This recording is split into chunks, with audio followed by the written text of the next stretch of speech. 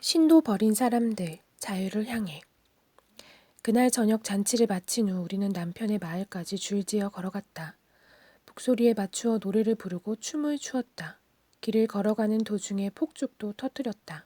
나는 그 커다란 소음이 무서웠고 그게 터질 때면 숨을 죽이고 미리부터 마음의 준비를 했다. 소달구지 세 대가 우리 뒤를 따라왔다. 나머지 사람들은 걸어서 그 뒤를 쫓았다. 정해진 과제와 관습에 따라 몇 가지 의식을 더 치른 후 마을 사람들은 눈물을 글썽이며 나에게 인사를 하고 돌아갔다. 낯선 곳, 낯선 사람들 틈에 나 혼자 남겨졌다. 결혼을 하게 되면 선물이나 전통과 방식, 결혼식 준비를 놓고 서로 감정이 상하고 심할 경우 주먹질이 오갈 때도 많다. 신랑 쪽에서 시비를 거는 데에는 특별한 이유도 필요 없었다. 그러면 신부의 아버지는 애원하고 달래고 선물을 더 주겠다고 약속하기도 했다. 신랑의 심기가 불편해지거나 신랑의 아버지가 없던 일로 하자고 협박을 하면 신부의 아버지는 터번을 벗어 그 사람의 발치에 놓고 사과를 하기도 했다. 잘못한 일이 있고 없고는 아무 상관이 없었다. 천만 다행히도 내 결혼식은 매끄럽게 끝이 났다. 시댁에서는 나흘만 함께 지냈다. 그 다음에는 남편이 휴가가 끝나 뭄바이로 돌아가야 했다. 친척들은 나흘 만에 신부와 생이별을 한다며 그를 놀렸다. 나는 그가 내 집 주변을 돌아다니는 모습과 무슨 의식을 치러야 할 때 내 옆에 앉아있는 모습을 지켜보았다. 거기서 사흘밤을 보내는 동안 잠은 시어머니 옆에서 잤다. 시어머니는 내 이마를 다정하게 쓸어주며 너무 예쁘다고 말해주었다. 엄마와 집이 생각날 때마다 나는 울음을 터뜨렸다.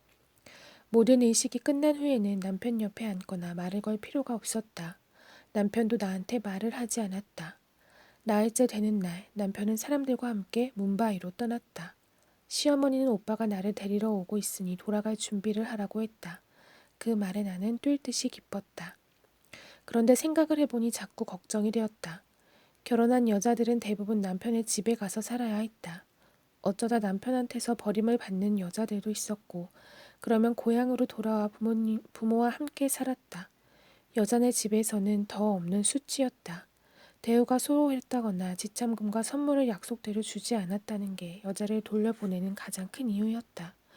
나는 내가 뭘 잘못했기에 돌려보내는 건지 궁금했다.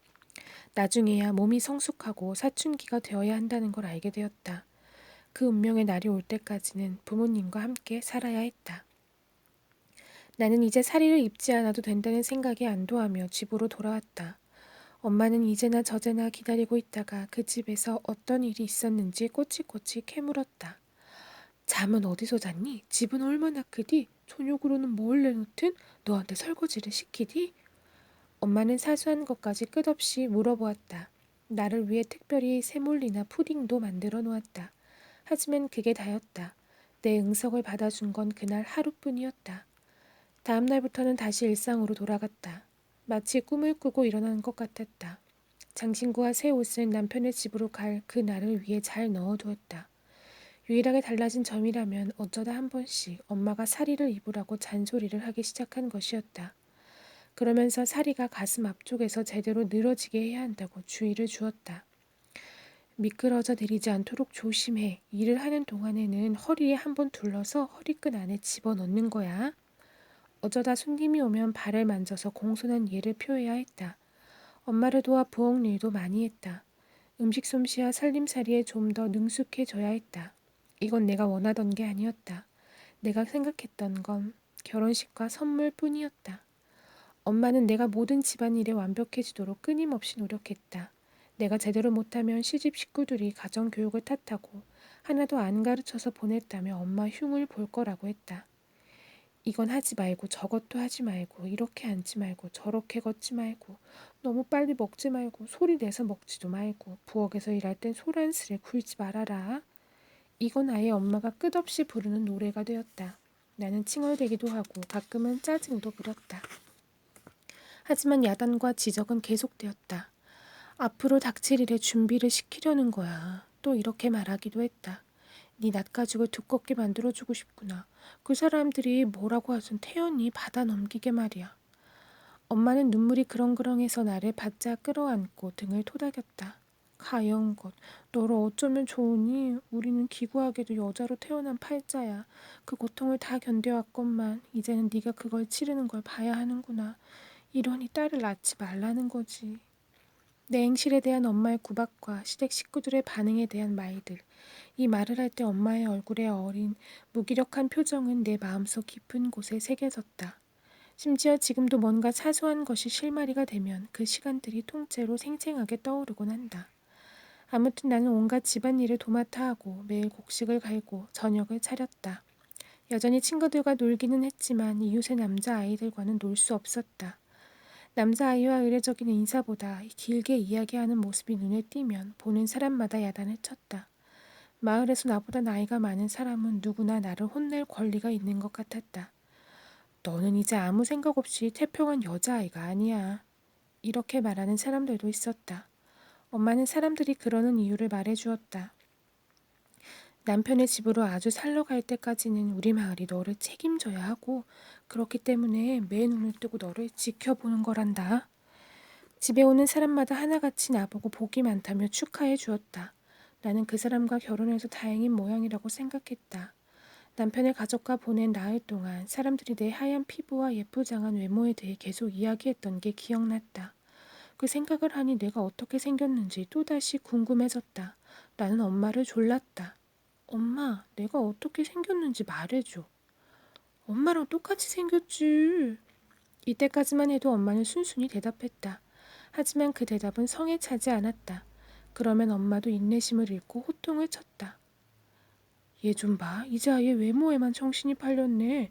집안일이나 잘 배우고 어떻게 생겼는지는 나중에 네 남편한테 갔을 때 실컷 물어봐. 그래도 몸의 변화에는 무척 신경이 쓰였다. 가슴이 눈에 띄게 커져서 민망했다. 아줌마들이 아기에게 젖을 물리는 건 보았지만 가슴은 아기를 낳아야 커지는 줄로만 알았다. 허벅지가 펑퍼짐해지고 허리는 잘록해지고 팔다리에는 윤기가 돌고 겨드랑이와 다리 사이에 털이 났다. 이 모든 변화가 마치 하룻밤 새에 일어난 것 같았다. 달라진 건 알았지만 그게 무슨 의미인지는 이해하지 못했다. 나한테 일어나고 있는 일에 대해 이야기를 할 수도 없었다. 엄마는 늘 바쁘고 가서 이런 이야기를 하면 면박을 줄까 두려웠다. 이제는 아이 어른 할 것 없이 남자의 시선을 받으면 수줍어지고 주위에 남자가 있으면 부끄러웠다. 그걸로도 모자라 남자들에게 이야기를 할 때면 사리로 얼굴을 가리거나 수줍게 고개를 돌려야 할 것만 같았다. 마침내 봄바위로 떠날 때가 되었다. 이제 그건 두려운 일이 아니었다. 엄마는 내 응석을 받아주고 내가 좋아하는 것들을 전부 만들어 주었다. 그리고 옆에 앉아서 내가 맛있게 먹는 모습을 사랑스러운 눈으로 바라보았다. 평소에 이렇게 특별한 대우를 받는 건 남자들 뿐이었다. 남자들만 팬에서 갓 구워낸 신선하고 뜨거운 바크리를 대접받을 수 있었는데 지금은 내가 그 호사를 누리고 있었다. 마음껏 먹어라. 마음 편히 먹어. 네 앞에 뭐가 기다리고 있을지 누가 알겠니? 남편의 집에서는 시어머니의 비위를 맞추어야 배불리 먹을 수 있을 게다. 네 할머니는 마냥 마음대로 할 수 있었다면 나를 죽게 했을 거야. 다정한 네 아버지가 자기 양보다 많이 챙겼다가 남은 걸 나에게 건네주곤 했지. 나는 시어머니 만나는 게 기다려졌다. 그 집에서 지낼 때 나를 잘 돌봐주었기 때문이다. 먹을 걸 안 준다는 건 상상도 할 수 없었다. 나는 조금도 불안하지 않았다. 우리 엄마 곁은 떠나지만 문바이에 가면 남편의 어머니가 있었다. 그래서 엄마와 우리 집을 떠난다고 생각해도 슬프지 않았다. 뭔가 새로운 것, 뭔가 신나는 것이 기다리고 있었다. 아빠가 문바이 시댁에 전가를 넣어 내가 준비되었다는 걸 알리자 곧 남편과 그의 사촌 한 명이 타루 케르타로 왔다. 엄마는 결혼식 날처럼 나를 새벽같이 깨워서 온갖 장신구로 치장했다. 나에게 들려서 보낼 특별한 음식도 만들었다. 남편은 점심때 오기로 되어 있었지만 아침 일찍 준비를 다 마쳤다. 그런데 남편은 기차가 고갯길에서 지체하는 바람에 점심이 지나 오후가 되어서야 도착했다. 나는 남편이 선물을 가져와서 기분이 좋았다. 출발하기 직전에 엄마는 남편과 나를 나란히 앉혀놓고 모든 악기로부터 우리를 보호하는 뜻으로 이마에 주홍색 물감을 칠했다. 나는 사리를 입고 있었는데 엄마는 파다르를 펼치라고 했다. 엄마는 거기에 과일 하나, 껍질을 벗기지 않은 코코넛 하나, 동전 몇 개, 그리고 약간의 쌀을 흩뿌렸다. 이건 다산을 비는 상징이고 나는 그걸 전부 챙겨서 새 집으로 가져가야 했다. 엄마는 그걸 파다르로 잘 감싸서 매듭을 지운 후 끝을 허리끈에 집어넣으라고 했다. 그런 다음 나는 남편을 포함한 모든 어른들께 절을 해야 했다. 늘 명심해라. 오늘부터는 남편이 너의 신이다. 옳고 그른 것은 남편이 정하는 거야. 무슨 일이 있더라도 남편에게 순종해야 한다. 절대로 무슨 일이 있어도 남편의 뜻을 거슬러서는 안 돼. 무엇이든 그가 시키는 대로 하고 행복하게 해주어라. 남편은 너보다 나이도 많고 세상의 이치를 알고 있으니까. 내가 남편의 발을 만질 때 엄마가 엄격한 목소리로 말했다. 무슨 말인지 알아듣지는 못했지만 고개를 끄덕이며 엄마의 말을 명심하겠다고 약속했다. 그러고 나서 나 축복의 주문을 외울 때 엄마는 감정이 격해져서 목소리가 떨렸다. 두 사람의 손에 늘 행복과 풍요의 축복이 내리길, 궁핍은 언제까지라도 두 사람을 멀리 피해가길. 문지방을 넘어설 때에도 충고를 했는데 남편과 더불어 시댁분들 말씀에도 늘 복종하고 잘 모시라는 것이었다. 엄마가 한 말만 명심하면 두고두고 행복할 거야. 눈에 눈물이 고인 엄마에게 남편은 나를 잘 보살피고 행복하게 해주겠다고 약속했다. 눈물을 흘린 건 엄마와 아빠였는데도 엄마는 계속 이렇게 말했다. 울지 마라 우리 딸. 이제 네 집으로 가는 거야. 엄마는 나보다 엄마 자신에게 그 사실을 확신시키려고 애쓰는 것 같았다. 언젠가는 너도 딸을 낳아 이렇게 떠나보내게 될 거다. 그러면 내가 우리 엄마 말씀을 기억하고 그리워하는 것처럼 내가 했던 말을 기억하겠지.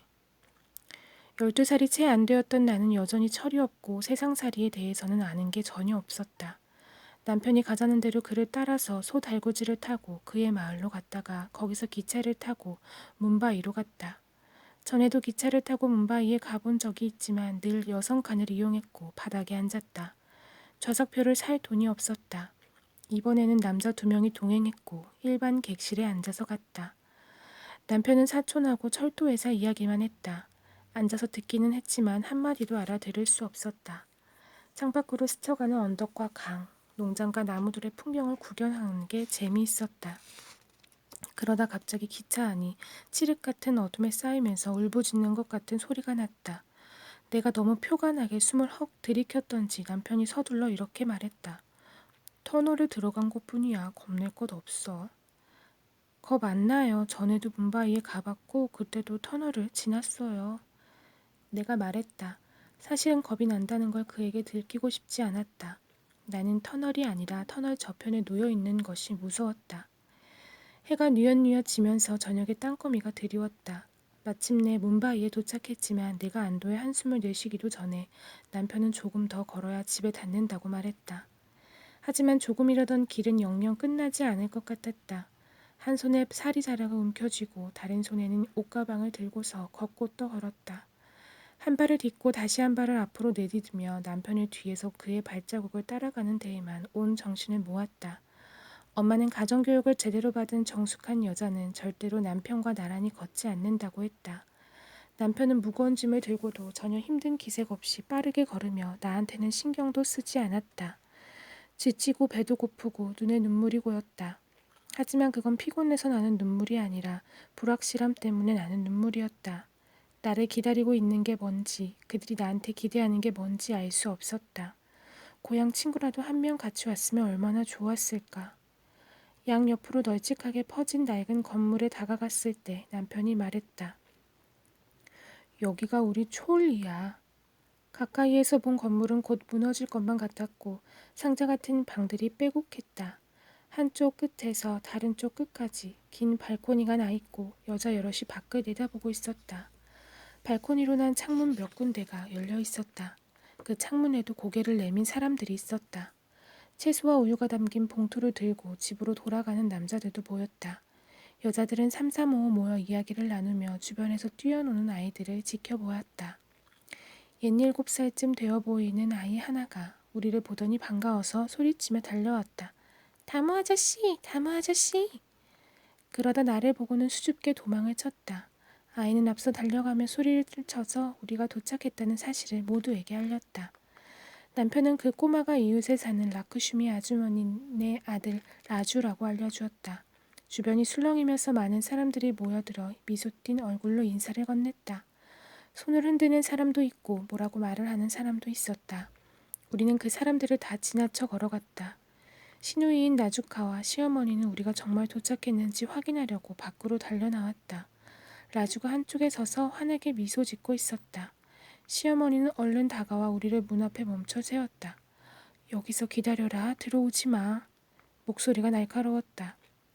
나는 당황했고 무슨 영문인지 알 수 없었다. 하지만 시어머니는 물 주전자와 밥그릇 한 장을 들고 곧 돌아왔다. 그걸 빙빙 돌리며 우리의 주변을 돌고 물로 우리를 발을 씻겼다. 그런 다음 밥그릇을 멀리 내던지며 우리에게 사악한 눈길을 보낸 이들에게 저주가 떨어지라고 말한 다음 우리에게 들어오라고 했다. 문지방에서 쌀이 담긴 조그만 그릇이 놓여 있었다. 집 안으로 들어오기 전에 오른발로 그걸 힘껏 차야 했다. 쌀알은 멀리 날아가 방 안 구석구석으로 퍼졌다. 그건 내 행운이 우리 집에 불러올 부와 번영을 상징하는 의식이었다. 남편은 한숨을 한 번 내쉬고는 차를 달라고 했다. 나는 엄마의 당부가 기억나서 시어머니에게 함께 절을 하자고 눈치를 주었다. 시어머니의 입에서는 내 칭찬이 마르질 않았다. 내 등을 다정하게 토닥이며 당신을 사수바이라고 부르라고 했다. 그건 시어머니라는 뜻이었다. 새 가족과의 출발이 좋다는 생각이 들었다. 저녁이 되었는데 뭘 해야 할지 몰랐다. 나주카의 눈길이 나를 졸졸 따라다니며 내 행동을 관찰하는 게 느껴졌다. 그때 이웃 여자들 몇 명이 찾아와 이렇게 말하며 웃음을 터뜨렸다. 달덩이처럼 예쁘다는 새색시 구경 좀 합시다. 나는 사리의 파다르로 머리를 감싸고 한 구석에 앉았다. 대여섯 명이 내 앞에 앉아서 웃고 떠드는데 나는 민망해서 주눅이 들고 몸이 움츠러들었다. 여자들은 한꺼번에 말을 쏟아냈다.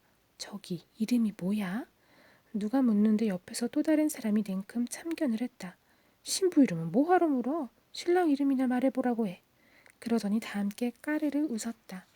하지만 여자들은 사람들 앞에서 남편의 이름을 말하지 않게 되어 있다는 걸 잘 알기 때문에 입을 다물고 있었다. 말해봐. 남편이 손을 잡았어?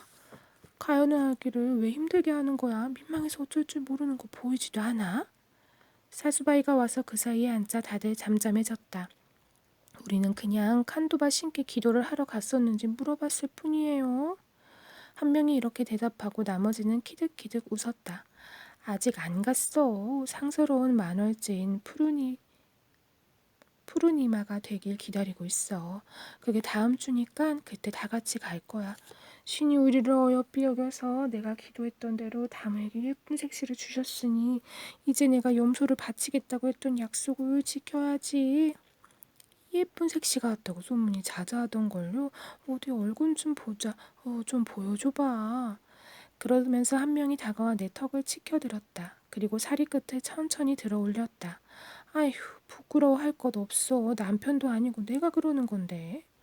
여자들은 또다시 키득거리기 시작했고 그중 한 명은 이렇게 말했다. 어쩌면 남편이 그랬을 때가 생각나서 부끄러워하는지도 모르지. 어머나, 새색시 얼굴 좀 봐. 달빛처럼 광채가 나네. 아유, 가여라. 어쩌다 시꺼멓고 못생긴 우리 다모의 올가미에 걸려들었노?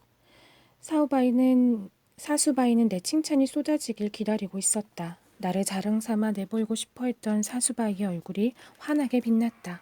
하지만 얼마 후에는 겨자씨와 소금을 한 줌씩 들고 앞귀를 쫓는 의례적인 의식을 했다. 손이 무슨 생각을 하는 거야? 아주 생각에 푹 빠졌네.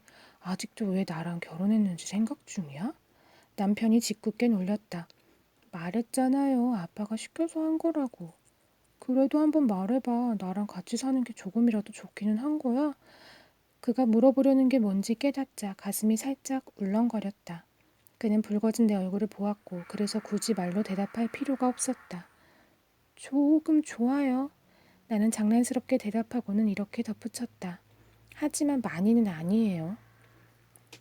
뭄바이에서 보낸 처음 몇 달을 떠올렸다. 뭄바이에 있는 아빠의 집도 남편의 비좁은 집보다는 나았다. 내가 익숙하던 집과는 전혀 딴판이었다. 아빠가 뭄바이에서 지내는 포트 트러스트의 숙소도 작기는 했지만 그래도 그곳은 공기가 통했다. 해가 들이치는 커다란 창이 널찍한 인상을 주었다. 단지도 넓어서 뛰어다니며 술래잡기를 하곤 했다. 구쿨라에 있는 남편의 집은 작고 더러웠다. 하나뿐인 창문은 공용 발코니로 나 있었다. 그 집에 벌써 남편과 시누이와 사수바이 이렇게 3명이 살고 있었다. 옴짝달싹한 공간이 없었다. 한쪽에는 화덕과 솥과 냄비들을 전부 들여놓았고 다른 쪽은 물을 쓸 수 있도록 물주전자와 커다란 드럼통으로 구분을 지었다.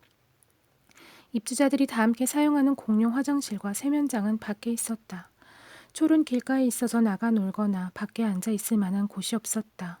문도 공용 발코니 쪽으로 닫기 때문에 문과 창문을 열어놓으면 안이 그대로 들여다보았다. 사실상 공동 생활이나 다름없었다. 모두가 서로의 집에 드나들었고 무슨 일이 있었는지 속속들이 다 알았다. 누구네 집에서 말다툼이 벌어지면 다들 팔을 걷어붙이고 참견했다.